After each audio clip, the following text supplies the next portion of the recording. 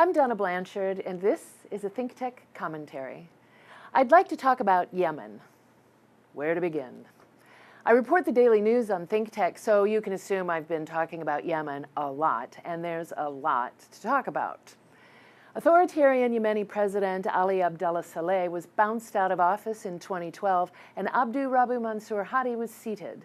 But there are still many people in Yemen, most notably the Houthis, who still support Mr. Saleh.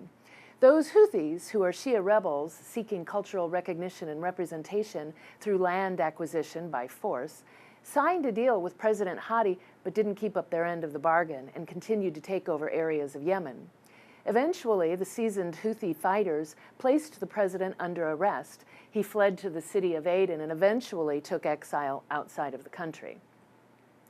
Ironically, and I could use that word a lot during this commentary, the Houthi movement began in the 90s as a peaceful gathering called the Believing Youth Forum, but fell into internal strife, and they began engaging in violent protests against Saleh's government, the one they are now fighting to reinstate, with the support of some of Saleh's military and other Shia Islam groups, including Iran.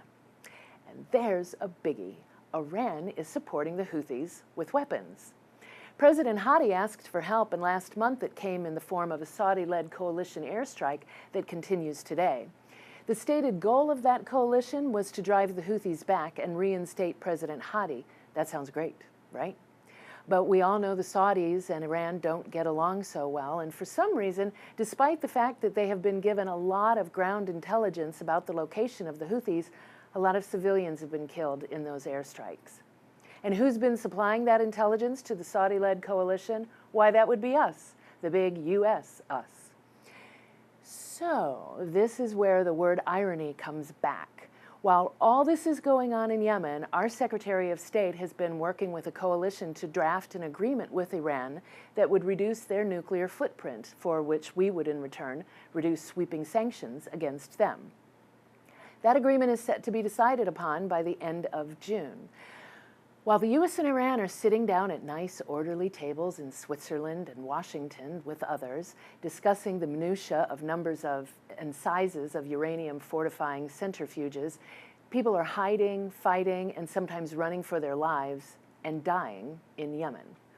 This sounds like the equivalent of my sister Michelle and I playing Barbies, and while we're having an orderly conversation about whose dolls are going to live in the Barbie dream house and who's going to drive the Barbie pink Corvette, we're ripping limbs and heads off of each other's dolls and tossing them into the trash. You know, if Michelle and I behaved that way, Mom would have taken our Barbies away and told us to go outside and play. That's the sanctions.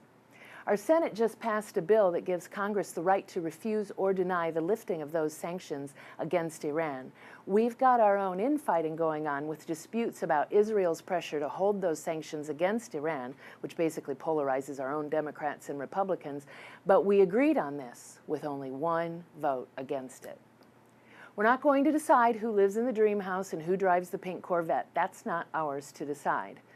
I hope June 30th brings us something very different. And I hope we all start seeing and talking about what's going on with clarity. I'm Donna Blanchard, and this has been a ThinkTech commentary.